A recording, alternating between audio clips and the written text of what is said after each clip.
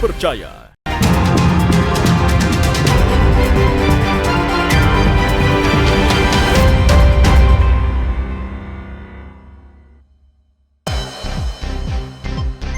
Prosesi tablo di Jumat Agung. IKHI peduli pendidikan anak Papua. Pantai Dela Tambrau, surga baru peselancar.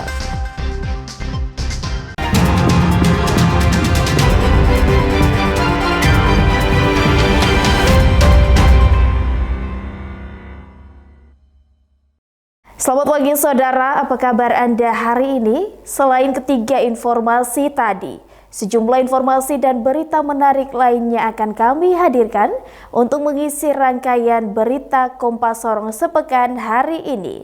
Selama 30 menit ke depan bersama saya, Ece Dias, inilah Kompas Sorong sepekan selengkapnya.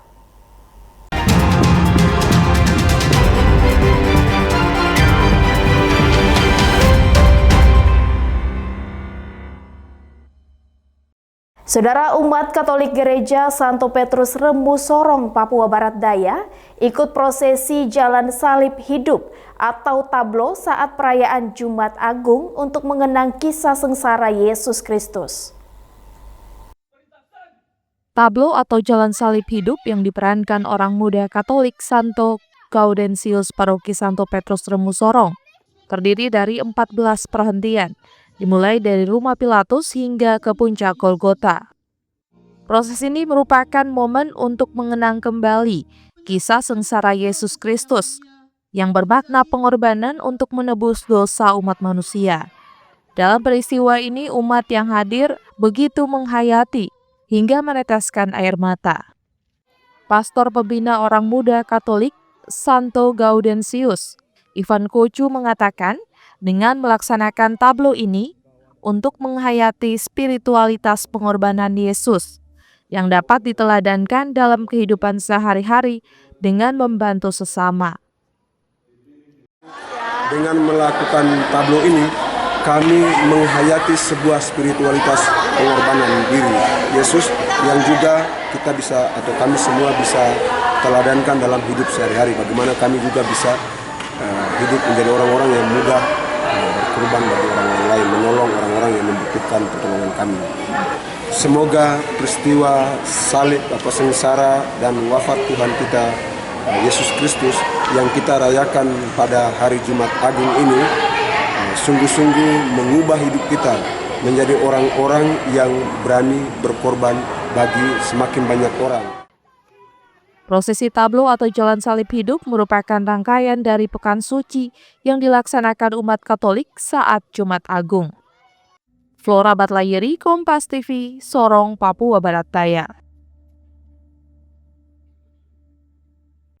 Kita beralih ke Manado, saudara. Jemaat Gereja Masehi Injili di Minahasa Kristus di kota Manado mengikuti ibadah kebaktian Jumat Agung. Dalam ibadah kali ini, gereja menggelar perjamuan kudus bagi jemaat. Ribuan jemaat memadati gedung Gereja Masehi Injil di Minahasa atau Gemim Kristus Manado untuk mengikuti ibadah peringatan Jumat Agung yang dirangkaikan dengan perjamuan kudus bersama. Gembala Sidang Gemim Kristus, Pendeta Sentro Sel Pailaha mengatakan, peringatan Jumat Agung merupakan momentum bagi umat Kristiani untuk mengenang kembali karya penebusan Yesus Kristus di kayu salib. Dalam kebaktian Jumat Agung kali ini, gereja melaksanakan perjamuan kudus yang diperuntukkan bagi jemaat yang telah menjalani sidi dan baptis dewasa. Perjamuan kudus ini merupakan proses di mana jemaat akan minum anggur dan makan roti sebagai simbol darah dan tubuh Kristus yang telah disalibkan untuk menebus dosa umat manusia. Dalam ibadah Jumat Agung ini kita melaksanakan perjamuan kudus, ya. Juga kita laksanakan sebanyak 3 kali. Apa sebenarnya makna perjamuan kudus bagi jemaat di tempat ini? Ya, sudah tentu kalau kita berbicara perjamuan kudus, itulah satu peringatan di mana kita mengingat kesengsaraan Tuhan Yesus Kristus bagaimana Tuhan Yesus sudah rela mati di salib, mencurahkan darahnya, kemudian dia disalibkan untuk menebus dosa-dosa kita sebagai orang-orang percaya, sehingga kita boleh menerima anugerah keselamatan melalui kematian daripada Tuhan Yesus Kristus. Itu sebenarnya paling utama bagi kita semua, dan momen ini juga jadi satu momen untuk kita sebagai orang percaya yang sudah mengalami anugerah Tuhan, untuk kita terus memberitakan tentang kematian dan kebangkitan Tuhan Yesus Kristus. Ibadah Jumat Agung Gereja Kristus di Jalan Samratulangi, Kota Manado digelar 3 kali kebaktian, yakni pada pukul 7 waktu Indonesia Tengah, kemudian pukul 10 waktu Indonesia Tengah, dan pada pukul 6 waktu Indonesia Tengah. Yane Maike Singal, Kompas TV Manado, Sulawesi Utara. 2 pemuda di Makassar berhasil diringkus oleh tim Resmo Polsek Panakukang di dalam kamar hotel usai kedapatan membawa senjata tajam berupa busur dan alat pelontarnya. Kedua pelaku tersebut dibawa langsung ke Polsek Panakukang untuk dimintai keterangan. Tim Resmo Polsek Panakukang berhasil meringkus 2 orang pemuda berinisial RS, 23 tahun, dan AS 17 tahun di kamar hotel Jalan Topdopuli Makassar. Berawal dari laporan terjadinya keributan di kamar tersebut, polisi yang memeriksa kedua pelaku mendapatkan senjata tajam berupa 6 buah anak busur dan 3 katapel. Usai diinterogasi, kedua pelaku mengaku bahwa senjata tajam tersebut untuk membela diri pasca mereka melakukan perkelahian dengan pemuda lainnya. Kini pelaku dibawa ke Mapolsek Panakukang untuk dimintai keterangan. Telah mengamankan 2 orang pelaku remaja dalam perkara melakukan kekerasan terhadap orang yang menggunakan senjata penusuk berupa busur. Itu motifnya gimana, Bang? Motifnya diawali sebelumnya mereka kedua pelaku ini terlibat kesalahpahaman antara korban. Kemudian keesokan harinya dia datang kembali ke lokasi atau TKP, kemudian langsung melepaskan busur kepada si korban. Tim Liputan Kompas TV Makassar, Sulawesi Selatan. IKAHI Peduli Pendidikan Anak Papua. Nantikan informasi selengkapnya usai jeda berikut ini.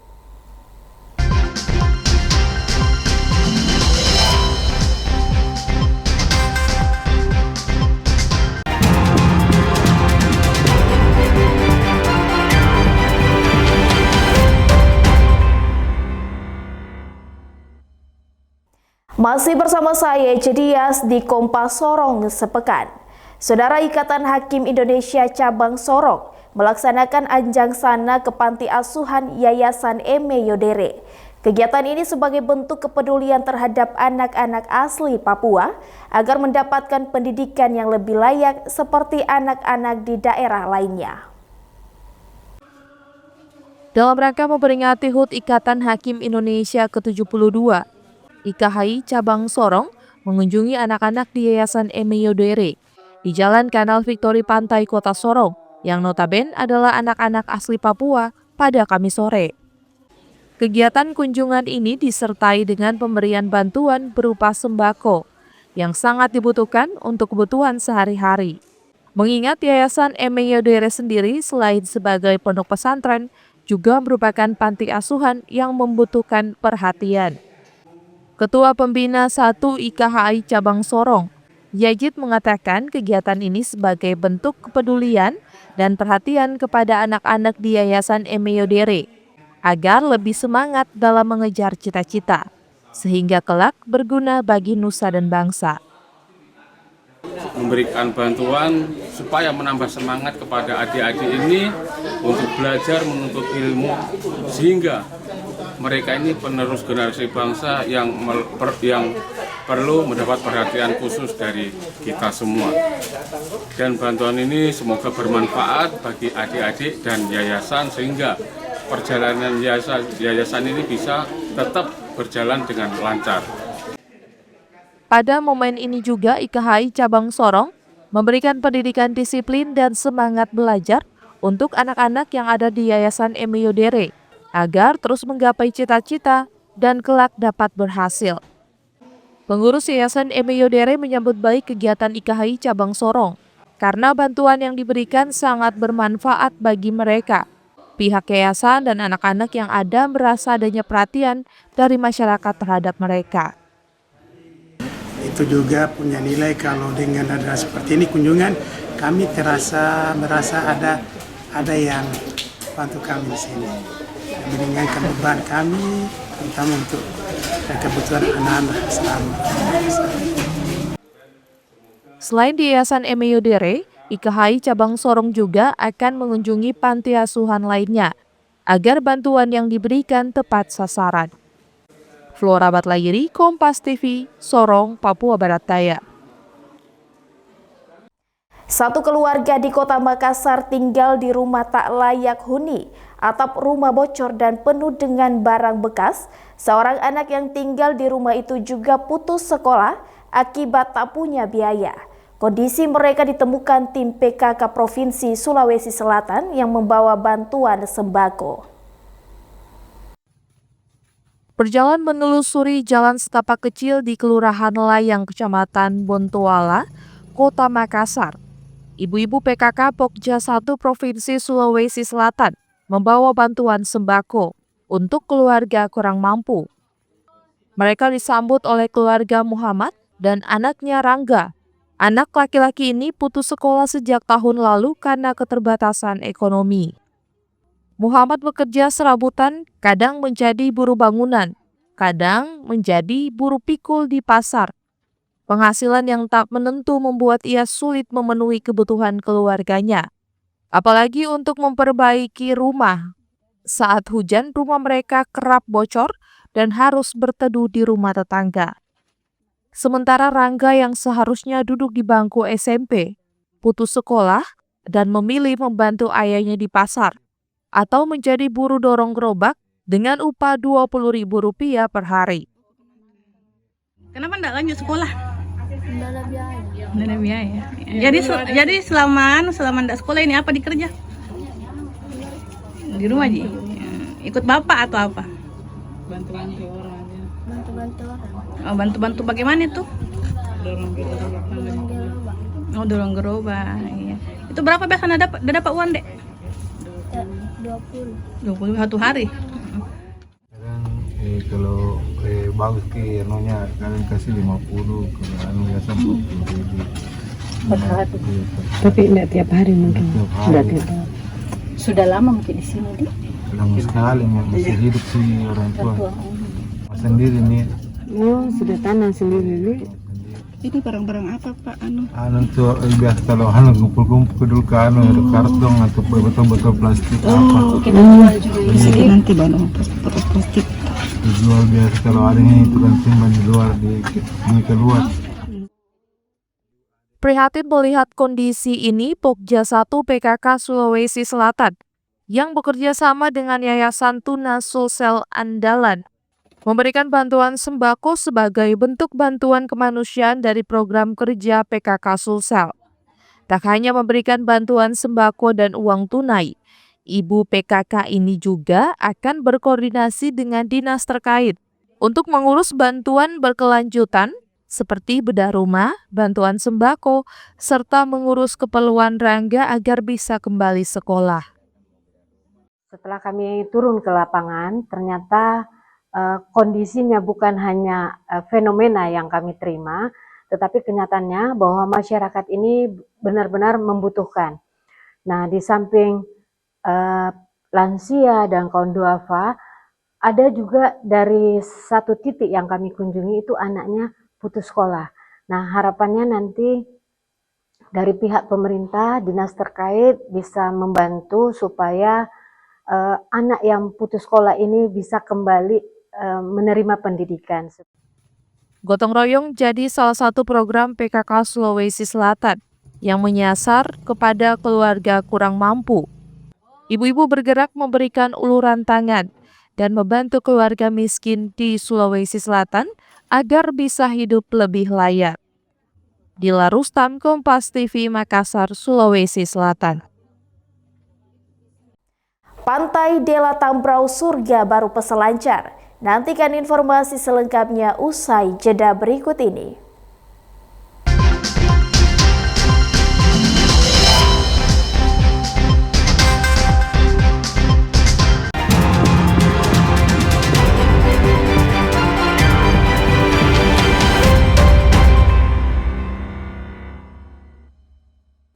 Masih bersama saya Ece Dias di Kompas Sorong Sepekan.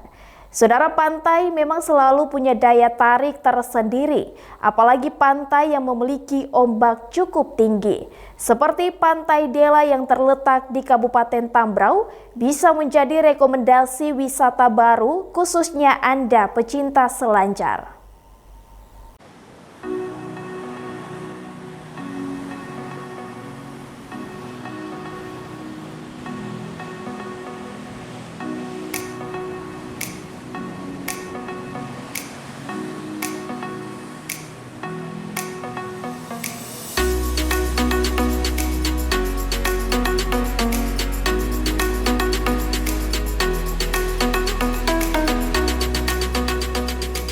Pantai Dela yang terletak di Distrik Silengkai, Kabupaten Tambrau, Papua Barat Daya, menjadi salah satu destinasi wisata potensial yang dapat memanjakan para peselancar asal Indonesia maupun luar negeri, karena pantai ini terkenal dengan ombaknya. Untuk mengakses Pantai Dela, wisatawan bisa menggunakan moda transportasi darat dengan menggunakan mobil double gardan, karena sepanjang perjalanan akan melewati perbukitan dengan waktu tempuh 3-4 jam. Sepanjang jalan menuju ke Pantai Dela, wisatawan juga akan disuguhkan dengan pemandangan alam perbukitan dan hutan Kabupaten Tambrau yang masih asri dengan udara sejuk. Pantai surganya peselancar ini berada di dalam perkampungan Dela dan masih jarang dikunjungi oleh wisatawan. Pantai yang dijaga oleh masyarakat setempat ini sangat potensial untuk dilaksanakannya event peselancar internasional, karena ketika air pasang, ombaknya bisa mencapai 3 hingga 4 meter. Selain terkenal dengan ombaknya, Pantai Dela ini setiap tahun sekali, khususnya pada bulan April hingga Mei, akan didatangi penyu belimbing untuk bertelur, karena tidak terdapat karang pada laut Pantai Dela. Belum lagi terdengar kicauan beberapa jenis burung yang bermain sepanjang pantai. Menurut Kepala Kampung Dela, pantai ini beberapa kali sempat dikunjungi wisatawan asing untuk menyelam, menyaksikan wisata sejarah satu pesawat Amerika yang pernah jatuh saat Perang Dunia Kedua. Menarik di pantai kami Dela ini yaitu pandangan ombak, terus kalau bulan April itu penyu juga naik, penyu belimbing, bahkan penyu kecil-kecil. Wisata dia datang karena ada pesawat yang jatuh, pesawat yang dulu Amerika yang dulu Perang Dunia Kedua sempat jatuh, jadi mereka juga datang untuk tengok di laut dekat saja. Menyelam ya? Ya.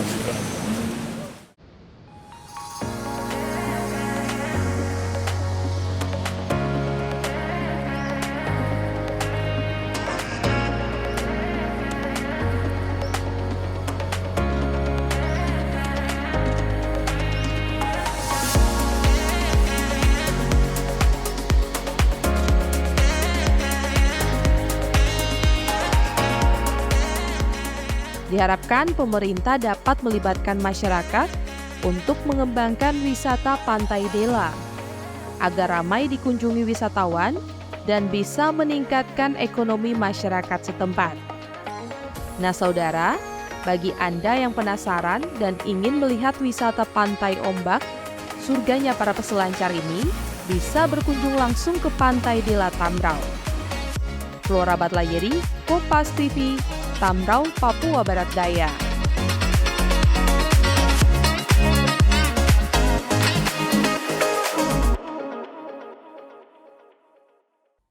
Dan saudara, informasi tadi sekaligus menutup perjumpaan kita dalam Kompas Sorong Sepekan episode hari ini. Saya Jedias mewakili seluruh tim redaksi yang bertugas undur diri dan berterima kasih atas perhatian Anda. Sampai jumpa. Kompas TV, independen terpercaya.